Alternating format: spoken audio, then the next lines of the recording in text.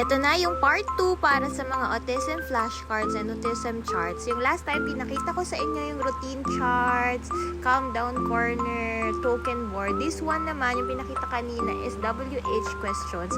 Ito yung pinaka-best seller namin ngayon, yung action words for autism. This one naman are routine cards. High quality laminated. Lahat po ng items namin are approved by professional. This one naman is communication flashcards.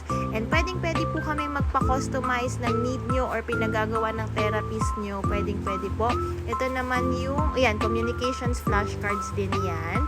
High quality laminated and kid safe. Ito yung aming action words na i-combine niya sa mga words. Ayan, o, diba? Sa umpisa, meron right. Yan. Ang galing. Paper.